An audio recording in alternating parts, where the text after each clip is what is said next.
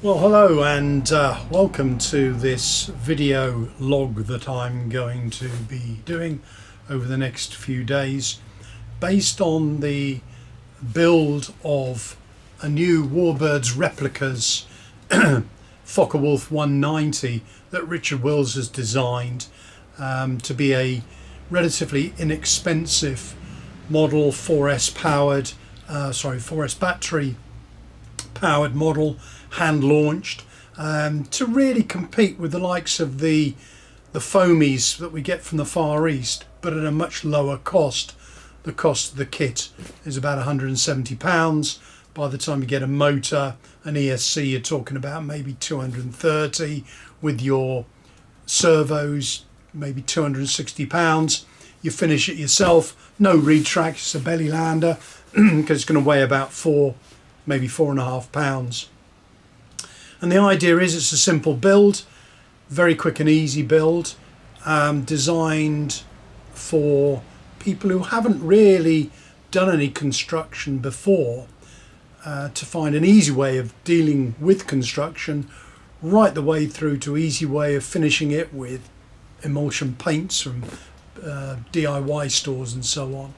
So really what this video is trying to do is go through that process of building the model, taking all the steps as I go through them, and I'll cut and paste and obviously join videos together and come up with maybe half a dozen chapters in the overall construction process. I must say from the outset I will be ably, well I won't say ably, but helped, or not as the case may be, by this fella here, Emo, who is the cousin of a couple of lads who Richard Wills has helping him back at HQ design these models and produce these kits for all. So without further ado, let's have a look at the box of bits as it comes. I'm just going to point the camera down and let's go to a bit of a wider setting so we can see. So to keep the cost down, there's no graphics on the box whatsoever, no pretty pictures, a plain cardboard box. So what have we got inside?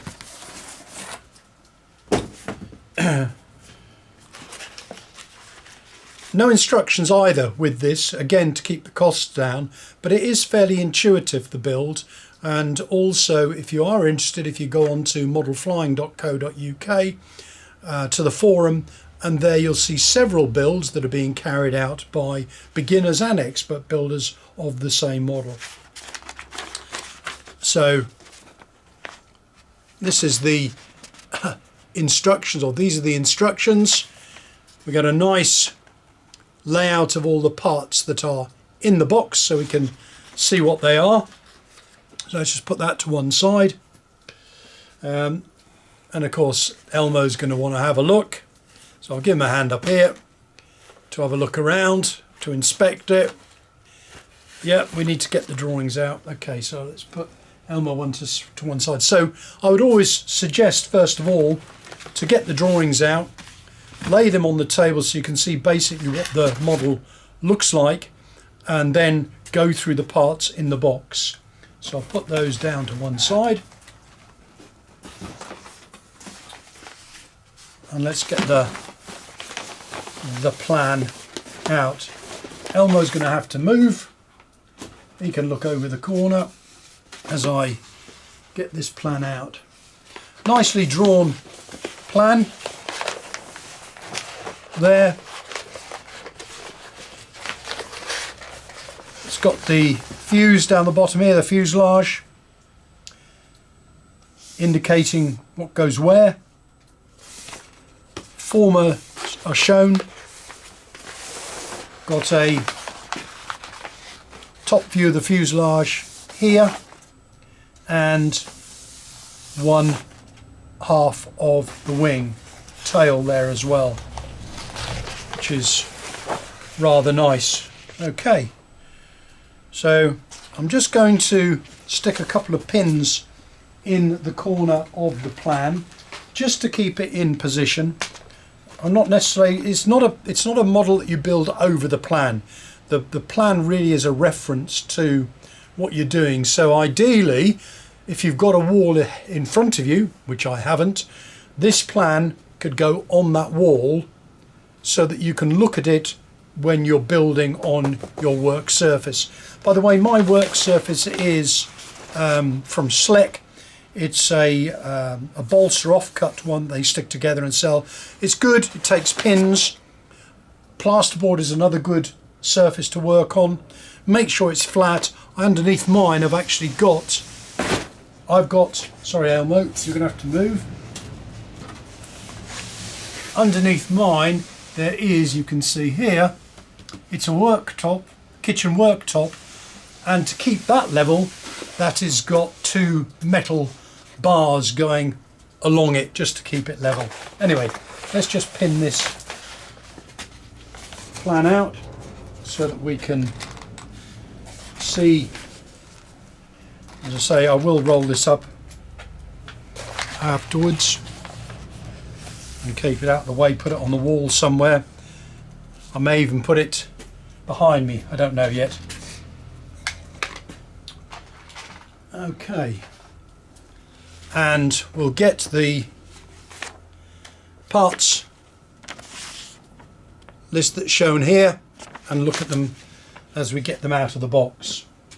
Some things I'm going to leave in the box. I wish that could be you as well, Elmo, but no, you can sit there and just watch because we won't need those to start with. And the way that I will build this, I'll start with the fuselage and then I'll build the wing afterwards. Doesn't really matter which way round you do it. So, talking of the wings, here they are. Now, these are a foam core with a veneer surface to them. And let's just cut the tape off that holds them together.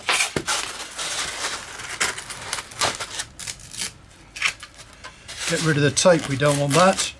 But a useful tip here, don't get rid of the foam offcuts for the wings. They will come in very useful as a protection for the wings when you're sanding them or building with them. So you're not going to get any dings in the surface before you start flying the model. Hanger rash is a pain in the neck for us all. Anyway, so if I just remove that, you can see here, lovely veneered foam wing, really nicely cut, nice veneer on it as well. And obviously the things that we're going to have to do, we'll have to stick a leading edge on there, we'll have to stick a wingtip, balsa wingtip on here, we'll have to cut the aileron out of here, and underneath we'll have to form a pocket for the servo to operate the aileron, and there'll be a channel cut in here for the aileron lead, but more on that obviously when we get to that. So let me just put the wing back in its protective foam and put that to one side. There, and get some of the laser cut parts out. As you can see here, we've got two big rings which will be the formers, the front end of the fuselage. This will be F1, which is the front former here, F2, which will be that, obviously giving the nice circular shape to it, because the Focke-Wulf is renowned obviously for having that big radial engine in it, so you need that nice shape around the front. And in fact, part of the mouldings that you get in the kit, there's the cowl ring that goes at the front of the fuselage, which will obviously sit round one of those formers. Nice moulded cockpit canopy, nice gun deck moulded gun deck, plastic. Obviously need trimming to suit. We've got the blisters for the side of the cowl, and then we've got the gun trough there which sits on top. In fact, that forms part of the battery access hatch which is at the front end of the fuselage.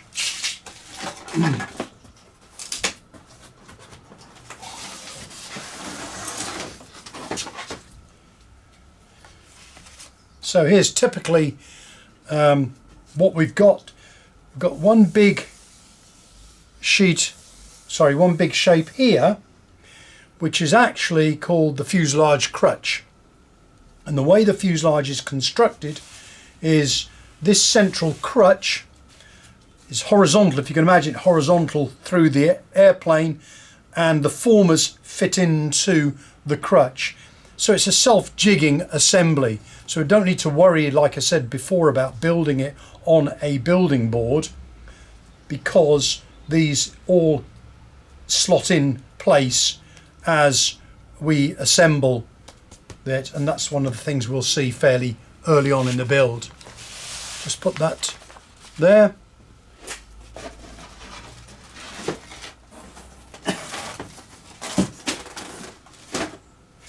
A balsa piece here. This is a upper fuselage. You can see there, well, you might not be able to see it on the camera, but let me just bring it to the camera. You can see it there. So that's the front of the upper fuse. That's where the cockpit goes. Now, one thing that people have noticed already is that with the moulding for the cockpit, it's a little bit narrow here. So what we need to do is we need to increase, rather than use the cutout here, we will actually cut some more of this spare balsa, about 10 millimeters, and stick that to the upper fuselage side there, so that gives us more depth over which to put the canopy, the cockpit canopy. Lay that to one side. That's the corresponding partner to that one. A nice sheet of balsa there. Don't quite know what for yet.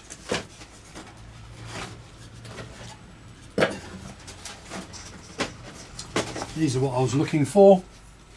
Nicely laser cut ply here, thin ply, and these are the doublers for the fuselage side. So they add strength to the fuselage sides.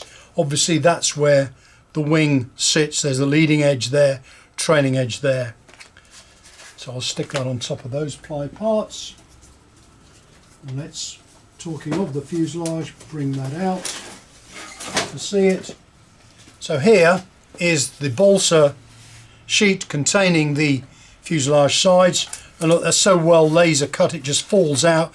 We don't need to tease it out. One tip, keep hold of this balsa, spare balsa, because that will come in handy, or could come in handy. I've already mentioned where we're going to use a bit of the offcut to extend the sides, the top of the fuselage sides where the canopy goes, and that's a good example. So when we're assembling this ply doubler will be stuck to the fuselage side like that, there, and we'll create an opposite handed one of this here, and that will give us our fuselage sides. What we can do is we can stick that, and whilst that's drying we can actually start to build the crutch. Okay, before I go any further, going back to these ply parts, you may find it useful to, with the manual, the instruction sheet, where it's listing all the parts, you may want to write on to these individual ply pieces here what's shown on the drawing, because what can happen is some of the parts can fall out and then they're laying in the bottom of the box and you think to yourself, well, what the heck were they for? What did I want that for? Where's that? So it's quite handy at this stage to just take a pencil and go through and mark up the parts there. Talking about falling out, there the crutch has already fallen out. So let's just move this round to put it exactly as laid out here. So nose support. So I'll put that down here. These are the parts here where you can sometimes, where the heck does that go? Where the heck? This one here, for instance, well, that's F2 doubler. That's what it says on the plan, or the sheet, sorry, of paper. Servo box sides are these. So it's marked with a hash. So we can just mark it with a hash, which basically means these are all the same, and they form part of the servo box that mounts in the wings. These are also here part of the servo box. You can tell that by the shape of those there. And again, this one here in the middle of this is another one of those servo box sides. And here, so we should end up with 8 of those. 1, 2, 3, 4, 5, 6, 7, 8. There we go, we've got 8 of those. Going through, right, this one here is F6. This one with this triangle, that's F6. I'll just write it on there. Write it on the part you're actually going to use, not the bit next to it. Why? Because if you write it on the bit next to it, that bit may fall out, and you pick that up and you think, well, where does this F6 go? It's not the right shape. So draw it on the part. This one's F7. So that's the hatch. That's the battery hatch I was talking about earlier, where the moulding goes on top of it. F5 here, F3, F4. This is F2 top, rear, it says there. I'll copy that completely. I don't know why, but never mind. This piece here looks to me like it's a template for giving the angle to which you need to sand possibly the wings to get the dihedral. I don't know yet. I'm guessing that. No, I tell a lie. It's not. I've just looked at it. There, good job. We got the instructions here. It says aileron template. And I now remember we don't have to sand the angle on the wing because it's already done. The dihedral's already taken care of. So that's all the parts all numbered. So literally now we can just go through and press them out. So there's the crutch. Haven't marked that one. F7, yes I have. There. So all these parts get pushed out. You see what I mean about them laying around.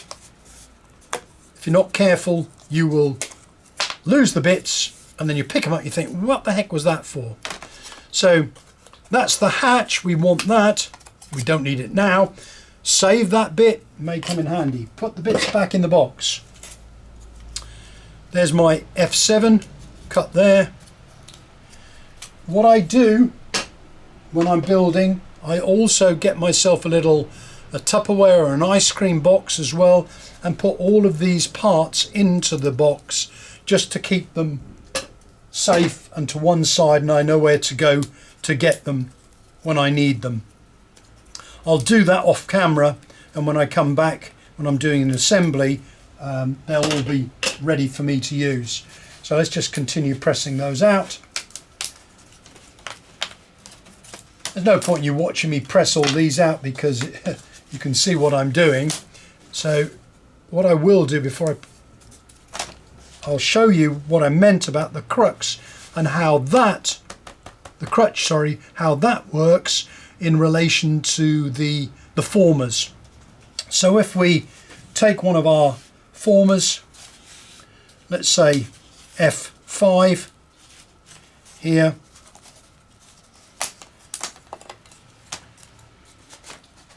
just put that to one side, put the aileron template back in there.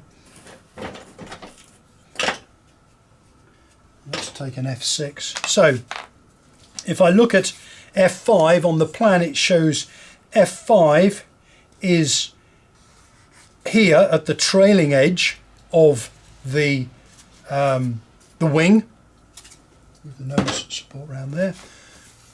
The crutch goes to about there, and these former pieces, this is an F6, so that sticks in the back there.